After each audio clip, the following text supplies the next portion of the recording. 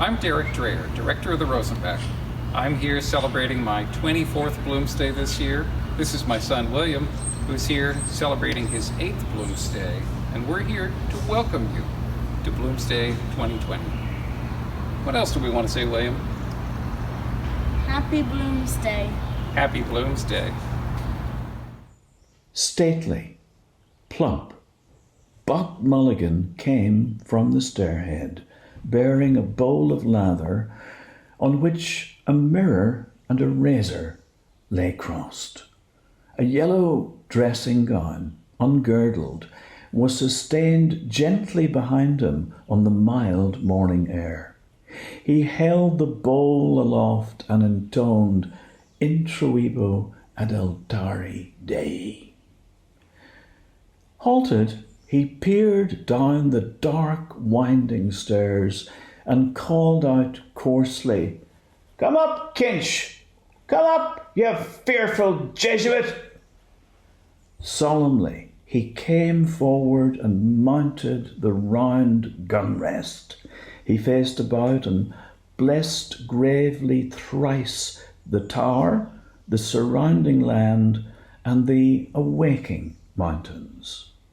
Then, catching sight of Stephen Dedalus, he bent towards him and made rapid crosses in the air, gurgling in his throat and shaking his head.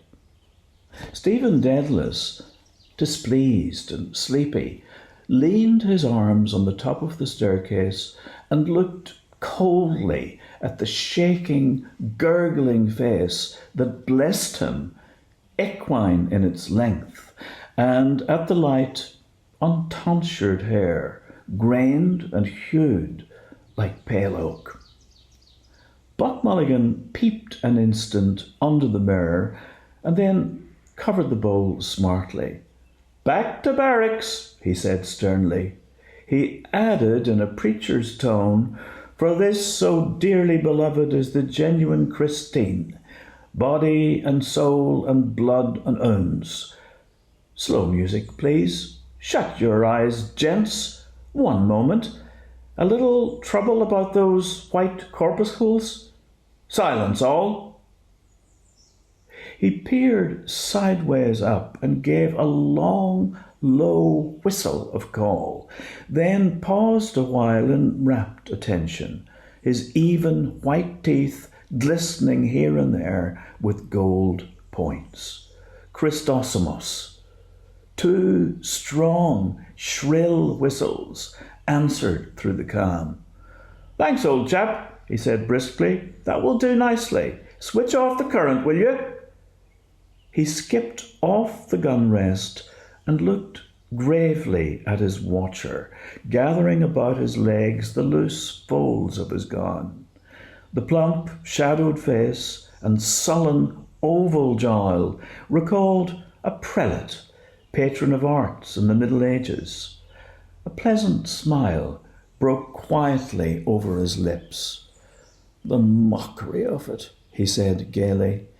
"Your absurd name, an ancient Greek." He pointed his finger in friendly jest and went over to the parapet, laughing to himself. Stephen Dedalus stepped up, followed him wearily halfway, and sat down on the edge of the gun rest, watching him still as he propped his mirror on the parapet, dipped the brush in the bowl, and lathered cheeks and neck. Buck Mulligan's gay voice went on. "My name is absurd too, Malachi Mulligan. 2 dactyls. But it has a Hellenic ring, hasn't it? Tripping and sunny like the Buck himself. We must go to Athens. Will you come if I can get the aunt to fork out 20 quid? He laid the brush aside and, laughing with delight, cried, "Will he come, the jejune Jesuit?" Ceasing, he began to shave with care. "Tell me, Mulligan," Stephen said quietly. "Yes, my love?" "How long is Haines going to stay in this tower?" Buck Mulligan showed a shaven cheek over his right shoulder. God, isn't he dreadful? He said frankly. A ponderous Saxon. He thinks you're not a gentleman. God, these bloody English, bursting with money and indigestion. Because he comes from Oxford. You know, Dedalus, you have the real Oxford manner. He can't make you out. Oh, my name for you is the best. Kinch, the knife blade. He shaved warily over his chin.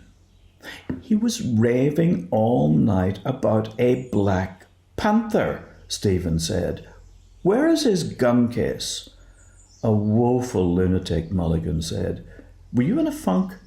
I was, Stephen said with energy and growing fear. Out here in the dark with a man I don't know, raving and moaning to himself about shooting a black panther. You saved men from drowning. I'm not a hero, however. If he stays on here, I am off. Buck Mulligan frowned at the lather on his razor blade. He hopped down from his perch and began to search his trouser pockets hastily. Scuther, he cried thickly. He came over to the gun rest and, thrusting a hand into Stephen's upper pocket, said, Lend us a loan of your nose rag to wipe my razor.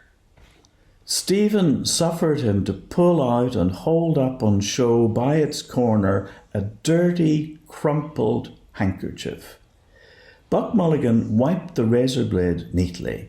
Then, gazing over the handkerchief, he said, The bard's nose rag, a new art colour for our Irish poets, snot green. You can almost taste it, can't you? He mounted to the parapet again and gazed out over Dublin Bay, his fair oak-pale hair stirring slightly. God, he said quietly, isn't the sea what Algy calls it? A great sweet mother. The snot green sea. The scrotum tightening sea. Epi oinopa ponton. Dedalus, the Greeks. I must teach you. You must read them in the original. Thalata, Thalata. She is our great, sweet mother. Come and look. Stephen stood up and went over to the parapet. Leaning on it, he looked down on the water and on the mailboat clearing the harbour mouth of Kingston. Our mighty mother, Buck Mulligan said. He turned abruptly his grey, searching eyes from the sea to Stephen's face. The aunt thinks you killed your mother, he said. That's why she won't let me have anything to do with you. Someone killed her, Stephen said gloomily. You could have knelt down, damn it, Kinch, when your dying mother asked you, Buck Mulligan said. I'm Hyperborean as much as you, but to think of your mother begging you with her last breath to kneel down and pray for her, and you refused. There is something sinister in you. He broke off and lathered again lightly his farther cheek. A tolerant smile curled his lips. But a lovely mummer, he murmured to himself. Kinch, the loveliest mummer of them all. He shaved evenly and with care, in silence, seriously. Stephen, an elbow rested on the jagged granite, leaned his palm against his brow and gazed at the fraying edge of his shiny black coat sleeve. Pain, that was not yet the pain of love, fretted his heart. Silently, in a dream, she had come to him after her death. her wasted body within its loose brown grave clothes, giving off an odour of wax and rosewood. Her breath that had bent upon him, mute, reproachful, a faint odour of wetted ashes. Across the threadbare cuff edge, he saw the sea hailed as a great, sweet mother by the well-fed voice beside him. The ring of bay and skyline held a dull green mass of liquid. A bowl of white china had stood beside her deathbed, holding the green, sluggish bile which she had torn up from her rotting liver by fits of loud, groaning vomiting. Buck Mulligan wiped again his razor blade. "Ah, poor dog's buddy," he said in a kind voice. "I must give you a shirt and a few nose rags. How are the second-hand breeks?" "They fit well enough," Stephen answered. Buck Mulligan attacked the hollow underneath his underlip. "The mockery of it," he said contentedly. "Second leg, they should be. God knows what poxy bowsy left them off. I have a lovely pair with a hair stripe. Grey. You look spiffing in them. I'm not joking, Kinch. You look damn well when you're dressed." "Thanks," Stephen said. "I can't wear them if they are grey."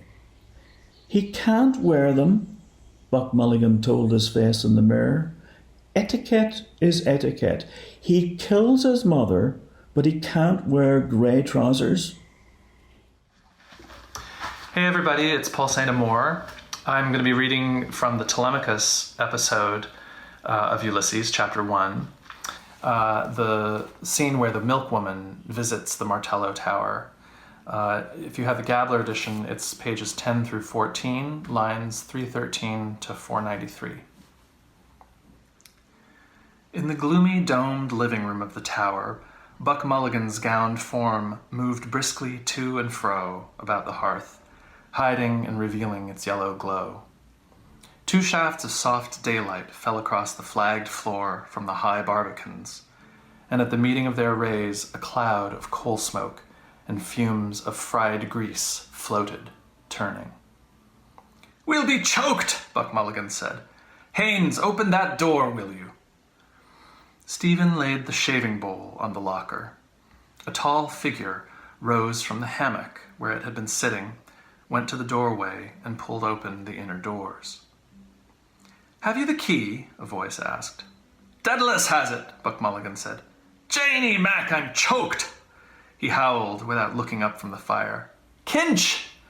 "It's in the lock," Stephen said, coming forward. The key scraped round harshly twice, and when the heavy door had been set ajar, welcome light and bright air entered. Haynes stood at the doorway, looking out.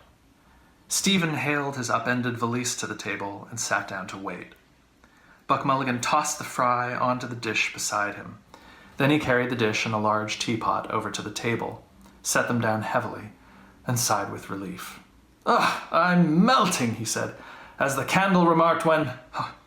But hush, not a word more on that subject. "Kinch, wake up. Bread, butter, honey.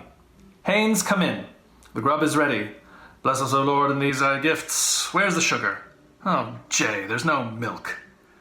Stephen fetched the loaf and the pot of honey and the butter cooler from the locker. Buck Mulligan sat down in a sudden pet. "Oh, what sort of a kip is this?" he said. "I told her to come after 8. "We can drink it black," Stephen said thirstily. "There's a lemon in the locker." "Oh, damn you and your Paris fads," Buck Mulligan said. "I want Sandy Cove milk." Haynes came in from the doorway and said quietly, "That woman is coming up with the milk." "The blessings of God on you," Buck Mulligan cried, jumping up from his chair. "Sit down, pour out the tea there, the sugar is in the bag. Here, I can't go fumbling at the damned eggs." He hacked through the fry on the dish and slapped it out on 3 plates, saying, "In nomine Patris et Filii et Spiritus Sancti." Haines sat down to pour out the tea. "I'm giving you 2 lumps each," he said. "But I say, Mulligan, you do make strong tea, don't you?" Buck Mulligan, hewing thick slices from the loaf, said in an old woman's wheedling voice, "When I makes tea, as old Mother Grogan said, and when I makes water. By Jove, it is tea," Haines said. Buck Mulligan went on hewing and wheedling. "So I do, Mrs. Cale," says she. "Begob, ma'am," says Mrs. Cale. "God send you don't make them in the one pot." He lunged toward his messmates in turn, a thick slice of bread impaled on his knife. "That's folk," he said very earnestly, "for your book, Haines. 5 lines of text and 10 pages of notes about the folk and the fish gods of Dundrum, printed by the Weird Sisters in the year of the big wind." He turned to Stephen and asked in a fine, puzzled voice, lifting his brows, "Can you recall, brother, is Mother Grogan's tea and water pot spoken of in the Mabinogion, or is it in the Upanishads?" "I doubt it," said Stephen gravely. "Do you now?" Buck Mulligan said in the same tone. "Your reasons, pray." "I fancy," Stephen said as he ate, "it did not exist in or out of the Mabinogion. Mother Grogan was, one imagines, a kinswoman of Mary Ann." Buck Mulligan's face smiled with delight. "Charming," he said in a finical, sweet voice, showing his white teeth and blinking his eyes pleasantly. "Do you think she was? Quite charming." Then, suddenly overclouding all his features, he growled in a hoarsened, rasping voice as he hewed again vigorously at the loaf. "For old Mary Ann, she doesn't care a damn, but hizing up her petticoats..." He crammed his mouth with fry and munched and droned. The doorway was darkened by an entering form. "The milk, sir." "Come in, ma'am," Mulligan said. "Kinch, get the jug." An old woman came forward and stood by Stephen's elbow. "That's a lovely morning, sir," she said. "Glory be to God." "To whom?" Mulligan said, glancing at her. "Ah, to be sure." Stephen reached back and took the milk jug from the locker. "The islanders," Mulligan said to Haines casually, "speak frequently of the collector of prepuces." "How much, sir?" asked the old woman. "A quart," Stephen said. He watched her pour into the measure and thence into the jug, rich white milk, not hers. Old shrunken paps. She poured again a measureful and a tilly. Old and secret, she had entered from a morning world, maybe a messenger. She praised the goodness of the milk, pouring it out, crouching by a patient cow at daybreak in the lush field, a witch on her toadstool, her wrinkled fingers quick at the squirting dugs. They lowed about her whom they knew, dew-silky cattle. Silk of the kine and poor old woman, names given her in old times. A wandering crone, lowly form of an immortal, serving her conqueror and her gay betrayer, their common cock-queen, a messenger from the secret morning. To serve or to upbraid, whether he could not tell, but scorned to beg her favor. "It is indeed, ma'am," Buck Mulligan said, pouring milk into their cups. "Taste it, sir," she said. He drank at her bidding. "If I could live on good food like that," he said to her somewhat loudly, "we wouldn't have the country full of rotten teeth and rotten guts, living in a bog swamp, eating cheap food, and the streets paved with dust, horse-dung, and consumptive spits." "Are you a medical student, sir?" the old woman asked. "I am, ma'am," Buck Mulligan answered. "Look at that now," she said. Stephen listened in scornful silence. She bows her old head to a voice that speaks to her loudly, her bone-setter, her medicine man. Me she slights. To the voice that will shrive in oil for the grave all there is of her but her woman's unclean loins, of man's flesh made not in God's likeness, the serpent's prey, and to the loud voice that now bids her be silent with wondering, unsteady eyes. "Do you understand what he says?" Stephen asked her. "Is it French you're talking, sir?" the old woman said to Haines. Haines spoke to her again, a longer speech, confidently. "Irish," Buck Mulligan said. "Is there Gaelic on you?" I thought it was Irish, she said, by the sound of it. Are you from the West, sir? I am an Englishman, Haines answered. He's English, Buck Mulligan said, and he thinks we ought to speak Irish in Ireland. Sure we ought to, the old woman said, and I'm ashamed I don't speak the language myself. I'm told it's a grand language by them that knows. Grand is no name for it, said Buck Mulligan. Wonderful, entirely. Fill us out some more tea, Kinch. Would you like a cup, ma'am? No, thank you, sir, the old woman said, slipping the ring of the milk can on her forearm and about to go. Haines said to her, Have you your bill? We had better pay her, Mulligan, hadn't we? Stephen filled again the 3 cups. Bill, sir, she said, halting. Well, it's 7 mornings a pint at 2pence, is 7 twos is a shilling, and 2pence over, and these 3 mornings a quart at 4pence is 3 quarts is a shilling. That's a shilling and 1 and 2 is 2 and 2, sir. Buck Mulligan sighed, and having filled his mouth with a crust thickly buttered on both sides, stretched forth his legs and began to search his trouser pockets. Pay up and look pleasant, Haines said to him, smiling. Stephen filled a 3rd cup, a spoonful of tea coloring faintly the thick, rich milk. Buck Mulligan brought up a florin, twisted it round in his fingers, and cried, A miracle! He passed it along the table towards the old woman, saying, Ask nothing more of me, sweet. All I can give you, I give. Stephen laid the coin in her uneager hand. We'll owe 2pence, he said. Time enough, sir, she said, taking the coin. Time enough. Good morning, sir. She curtsied and went out, followed by Buck Mulligan's tender chant. Heart of my heart, were it more, more would be laid at your feet. He turned to Stephen and said, Seriously, Dedalus, I'm stony. Hurry out to your school kip and bring us back some money.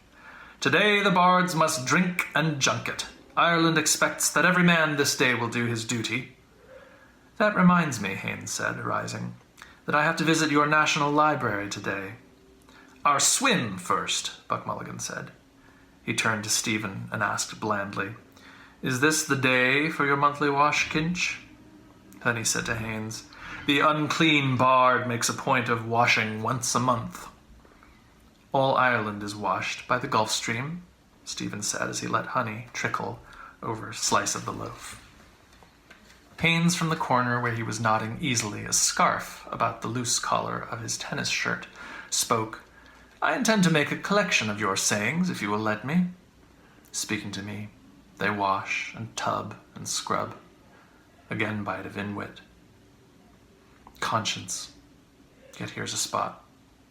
That one about the cracked looking-glass of a servant being the symbol of Irish art is deuced good. Buck Mulligan kicked Stephen's foot under the table and said with warmth of tone, Wait till you hear him on Hamlet, Haines. Well, I mean it, Haines said, still speaking to Stephen. I was just thinking of it when that poor old creature came in. Would I make any money by it? Stephen asked. Haines laughed, and as he took his soft grey hat from the holdfast of the hammock, said, I don't know, I'm sure. Happy Bloomsday, everyone.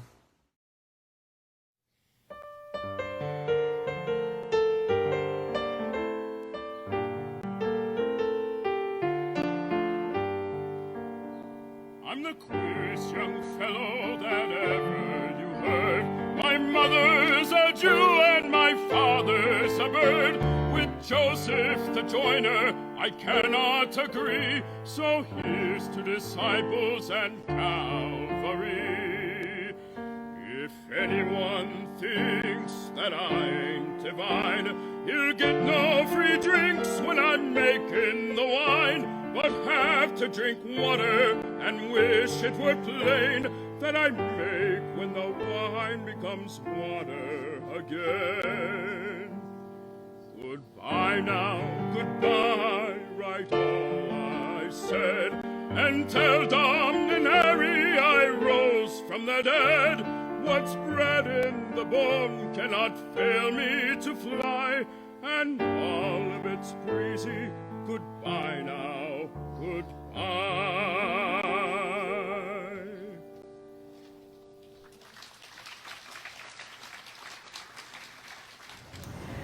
Hi everyone, my name is Kelsey Bates. I'm the Associate Director at the Rosenbach.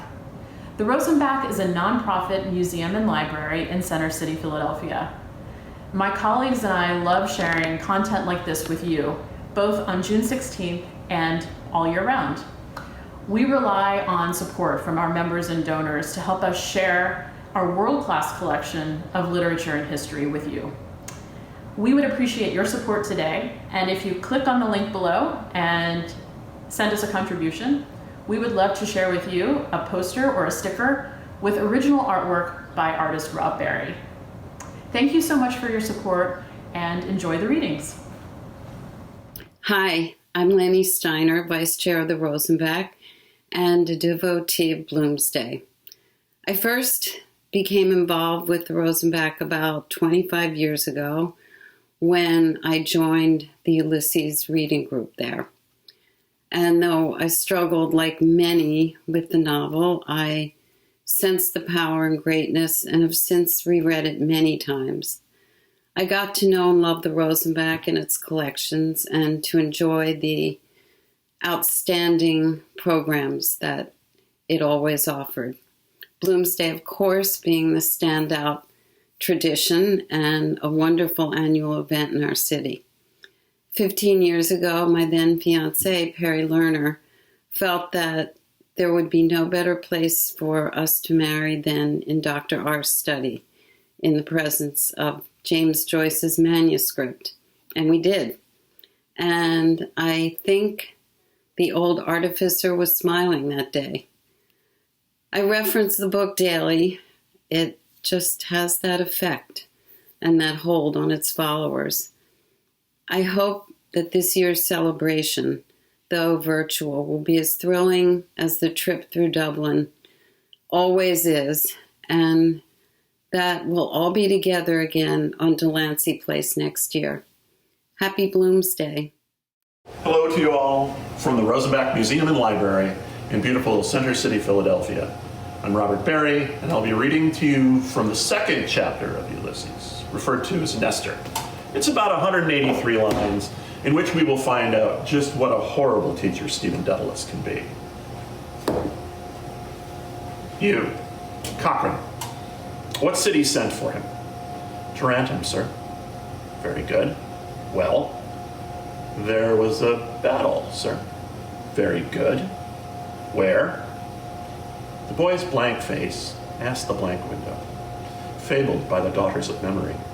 And yet it was in some way, if not as memory fabled it, a phrase then of impatience, thud of Blake's wings of excess. I hear the ruin of all space, shattered glass and toppling masonry, and time one livid final flame. What's left us then? I forget the place, sir. 279 BC? Asculum, Stephen said, glancing at the name and date in the Gorsgard book. Yes, sir, he said. Another victory like that, and we're done for. That phrase the world had remembered. A dull ease of the mind. From a hill, above a corpse-strewn plain of generals speaking to his officers, leaned upon his spear. Any general to any officers, they lend an ear. You, Armstrong, Stephen said. What was the end of Pyrrhus? End of Pyrrhus, sir? I know, sir. Ask me, Common said. Wait. You, Armstrong, do you know anything about Pyrrhus? A bag of fig rolls lay snugly in Armstrong's satchel. He curled them between his palms at whiles and swallowed them softly. Crumbs adhered to the tissues of his lips. A sweetened boy's breath. Well-off people, proud that their eldest son was in the Navy. Vico wrote, Dalkey. Pyrrhus, sir. Pyrrhus. A peer. All laughed. Mirthless, high, malicious laughter. Armstrong looked round at his classmates, silly glee in profile. In a moment, they will laugh more loudly, aware of my lack of rule and of the fees their papas pay.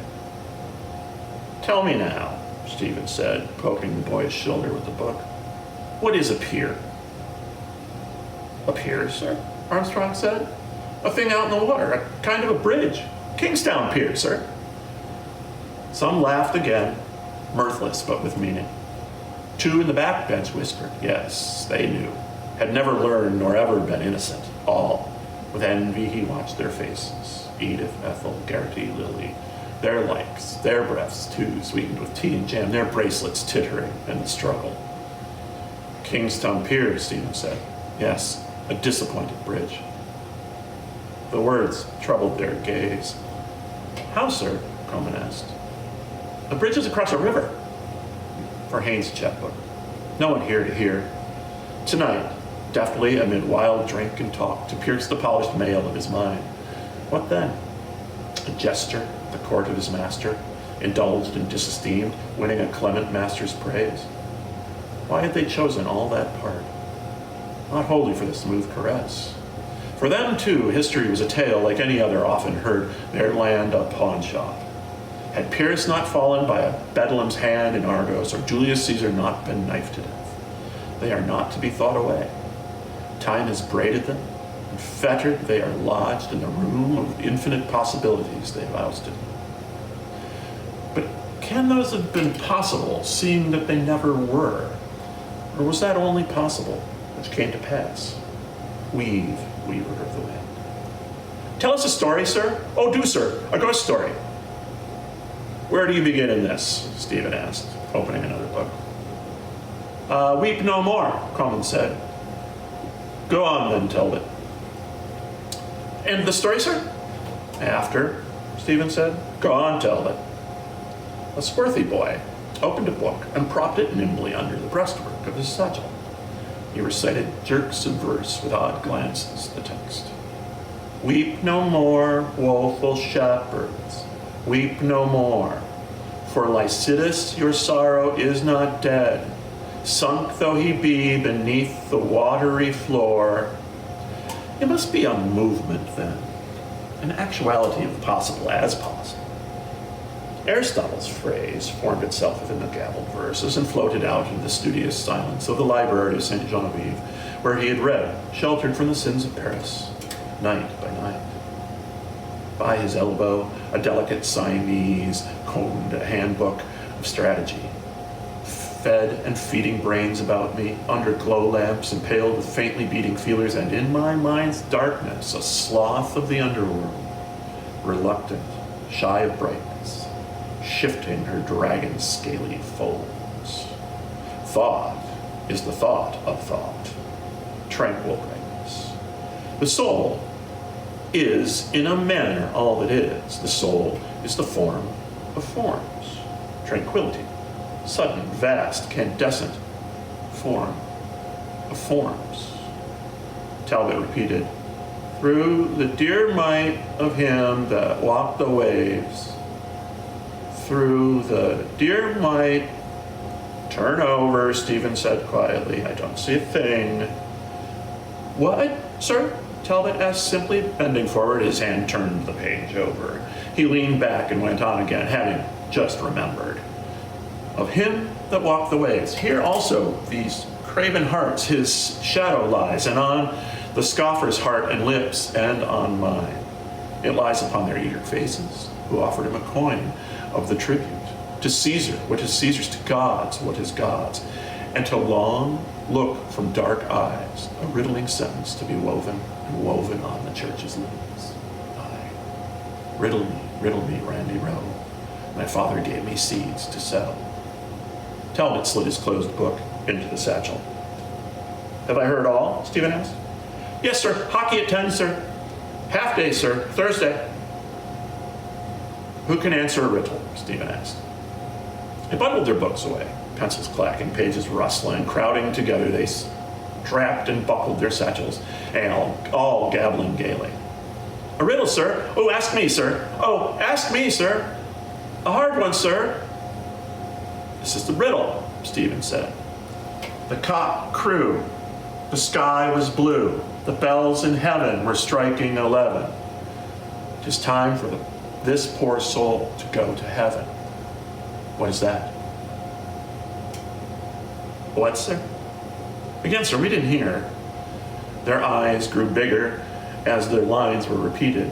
After a silence, Cochran said, what is it, sir? We give it up. Stephen, his throat itching, answered, "The fox burying her grandmother under a holly bush." He stood up and gave a shout of nervous laughter, to which their cries echoed dismay. A stick struck the door, and the voice in the corridor called, "Hockey!" They broke asunder, sidling out of their benches, leaping. Quickly they were gone, and from the lumber room came the rattle of sticks and clamor of their boots and tongues. Sargent, who alone had lingered, came forward slowly, showing an open copybook. His thick hair and scraggy neck gave witness of unreadiness, and through his misty glasses, weak eyes looked up, pleading.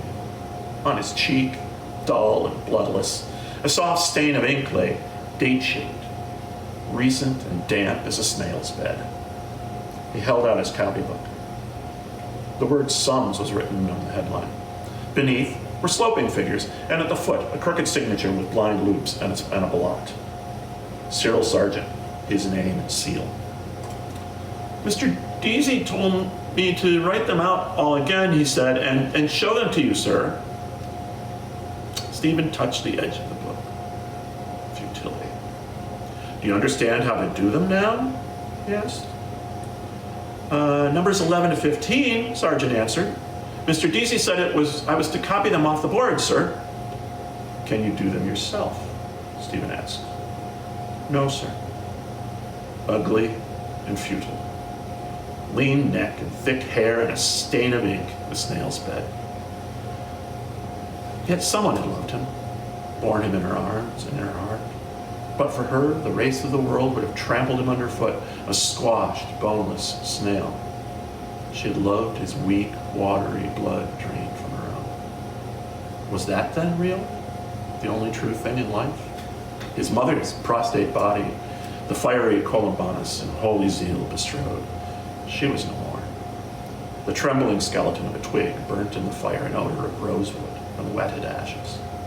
She had saved him from being trampled underfoot and had gone, scarcely having been. A poor soul gone to heaven.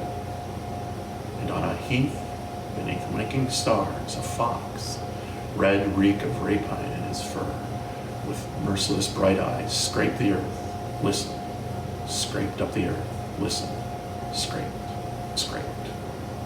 Sitting at his side, Stephen solved out the problem. He proved by algebra that Shakespeare's ghost is Hamlet's grandfather.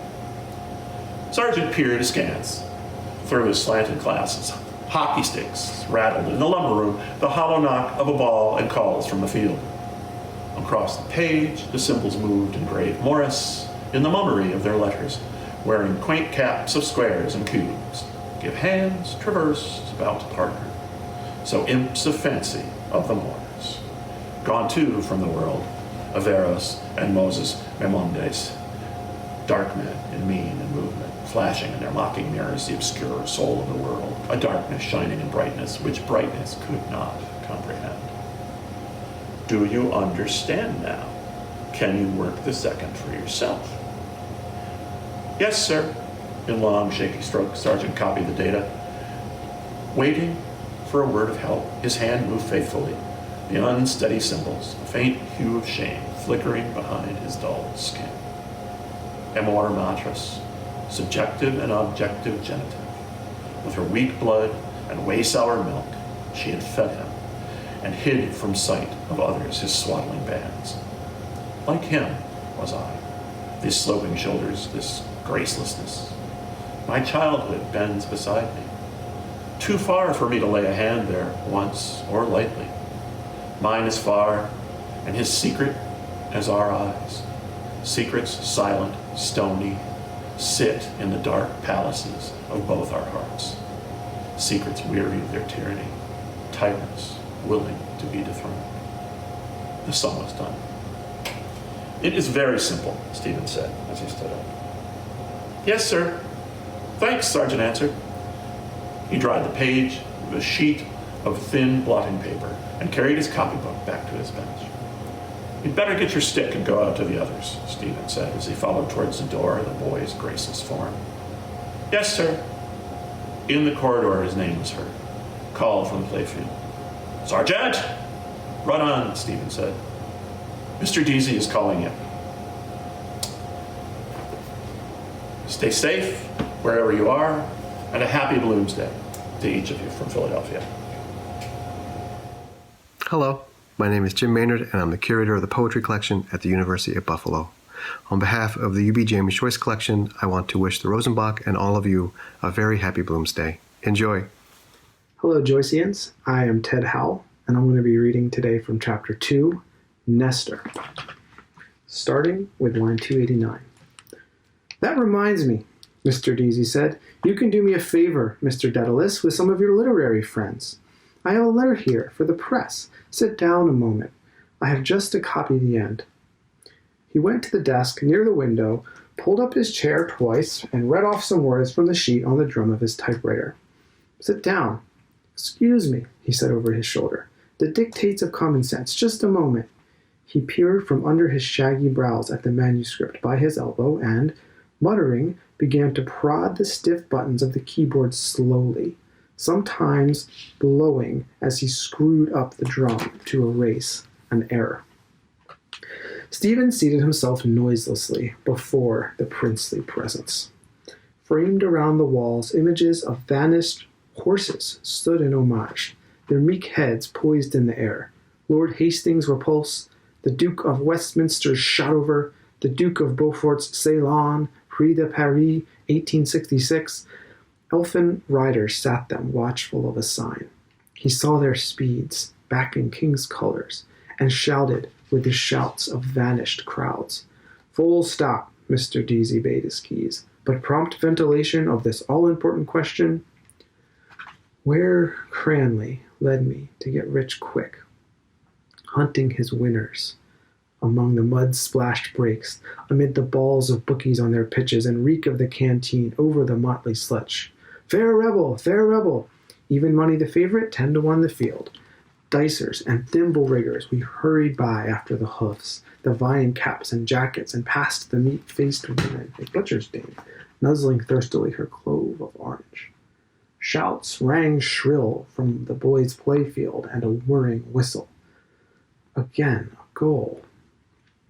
I am among them, among their battling bodies in a medley, the joust of life. You mean that knock-kneed mother's darling who seems to be slightly cross-sick? Jousts. Time shocked, rebounds, shock by shock. Jousts. Slush, an uproar of battles, the frozen death spew of the slain, a shout of spear spikes baited with men's bloody guts. Now then, Mr. Deasy said, arising. He came to the table, pinning together his sheet. Stephen stood up. I have put the matter into a nutshell, Mr. Deasy said. It's about the foot and mouth disease. Just look through it. There can be no two opinions on the matter. May I trespass on your valuable space? That doctrine of laissez-faire, which so often in our history, our cattle trade, the way of all our old industries, Liverpool ring, which jockeyed the Galway harbour scheme, European conflagration, grain supplies through the narrow waters of the Channel, the perfect interpretability of the Department of Agriculture, pardoned a classical illusion, Cassandra, by a woman who was no better than she should be. To come to the point at issue, I don't mince words, do I? Mr. Deasy asked as Stephen read on. Foot and mouth disease, known as Koch's preparation, serum and virus, percentage of salted horses, rinderpest, emperor's horses at Morstig, Lower Austria, veterinary surgeons, Mr. Henry Blackwood Price. Courteous offer of fair trial, dictates of common sense, all-important question. In every sense of the word, take the bull by the horns, thanking you for the hospitality of your columns. I want that printed and read, Mr. Deasy said. You will see, at the next outbreak, they will put an embargo on Irish cattle. And it can be cured. It is cured. My cousin, Blackwood Price, writes to me. It is regularly treated and cured in Austria by cattle doctors there. They offer to come over here. I am trying to work up influence in the department. Now I am going to try publicity. I am surrounded by difficulties, by intrigues, by backstairs influence, by... He raised his forefinger and beat the air oldly before his voice spoke. Mark my words, Mr. Daedalus, he said. England is in the hands of the Jews. in all the highest places, her finance, her press, and they are signs of the nation's decay. Wherever they gather, they eat up the nation's vital strength. I have seen it coming these years. As sure as we are standing here, the Jew merchants are already at their work of destruction. Old England is dying. He stepped swiftly off, his eyes coming to blue life as they passed a broad sunbeam. He faced about and back again. Dying, he said again, if not dead by now. The harlot's cry, from street to street, shall weave old England's winding sheet. His eyes opened wide in vision, stared sternly across the sunbeam in which he halted. A merchant, Stephen said, is one who buys cheap and sells dear. Jew or Gentile, is he not? They sinned against the light, Mr. Deasy said gravely. And you can see the darkness in their eyes, and that is why they are wanderers on the earth to this day. On the steps of the Paris Stock Exchange, the gold-skinned men quoting prices on their gemmed fingers, gabble of geese. They swarmed loud, uncouth about the temple, their heads thick plodding under maladroit skin hats. Not theirs, these clothes, this speech, these gestures. Their full, slow eyes belied the words, the gestures eager and unoffending, but knew the rancors massed about them, and knew their zeal was vain. Vain patience to reap and hoard. Time surely would scatter all. A hoard heaped by the roadside, plundered and passing on. Their eyes knew their years of wandering, and, patient, knew the dishonors of the flesh. Who is not? Stephen said. What do you mean? Mr. Deasy asked. He came forward a pace and stood by the table. His underjaw fell sideways, open, uncertainly. Is this old wisdom? He waits to hear from me. History, Stephen said, is a nightmare from which I am trying to awake. From the playfield, the boys raised a shout, a whirring whistle. Goal! What if that nightmare gave you a back kick? The ways of the Creator are not our ways, Mr. Deasy said. All human history moves towards one great goal, the manifestation of God. Stephen jerked his thumb toward the window, saying, That is God. Hooray! Hooray! What? Mr. Deasy said. A shout in the street, Stephen answered, shrugging his shoulders. Mr. Deasy looked down and held for a while the wings of his nose tweaked between his fingers. Looking up again, he set them free. I am happier than you are, he said. We have committed many errors and many sins. A woman brought sin into the world. For a woman, who was no better than she should be, Helen, the runaway wife of Menelaus, 10 years the Greeks made war on Troy. A faithless wife first brought the strangers to our shore here, Macmurra's wife and her layman, O'Rourke, Prince of Breffni. A woman, too, brought Parnello. Many errors, many failures, but not the one sin. I am a struggler now, at the end of my days, but I will fight for the right till the end. For Ulster will fight, and Ulster will be right. Stephen raised the sheets in his hand. Well, sir, he began, I foresee, Mr. Deasy said, that you will not remain here very long at this work. You were not born to be a teacher, I think. Perhaps I am wrong. A learner, rather, Stephen said. And here, what will you learn more? Mr. Deasy shook his head. Knows, he said, to learn one must be humble, but life is the great teacher. Stephen rustled the sheets again. As regards these, he began. Yes, Mr. Deasy said, you have 2 copies there, if you can have them published at once. Telegraph, Irish, Homestead. I will try, Stephen said, and let you know tomorrow. I know 2 editors slightly. That will do, Mr. Deasy said briskly. I wrote last night to Mr. Field, MP. There's a meeting of the Cattle Traders Association today at the City Arms Hotel. I asked him to lay my letter before the meeting. You see if you can get it into your 2 papers. What are they? The Evening Telegraph. That will do, Mr. Deasy said. There is no time to lose. Now I have to answer that letter from my cousin.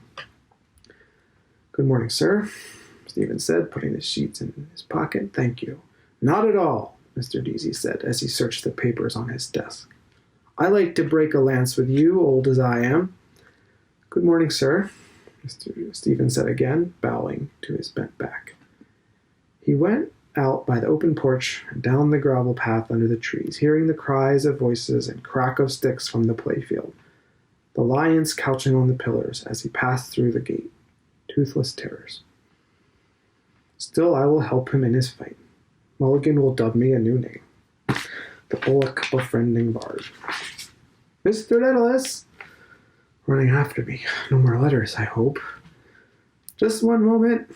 Yes, sir, Stephen said, turning back at the gate. Mr. Deasy halted, breathing hard and swallowing his breath. I just wanted to say, he said, Ireland, they say, has the honor of being the only country which never persecuted the Jews. Do you know that? No? And do you know why? He frowned sternly on the bright air. Why, sir? Stephen said, beginning to smile. Because she never let them in, Mr. Deasy said solemnly. A cough ball of laughter leapt from his throat, dragging it after a rattling chain of phlegm. He turned back quickly, coughing, laughing, his lifted arms waving to the air. She never let them in, he cried again through his laughter as he stamped on gaitered feet over the gravel of the path. That's why. On his wise shoulders, through the checkerwork of leaves, the sun flung spangles, dancing coins. Happy Bloomsday. Bloomsday 2020 is made possible through a generous grant from the Consulate General of Ireland's Immigrant Support Program. This project is also supported through the Pennsylvania Humanities Council, the federal state partner of the National Endowment for the Humanities. Special thanks to Lenore Steiner and Perry Lerner, and to the South Jersey Celtic Society. Thank you so much for supporting Bloomsday 2020.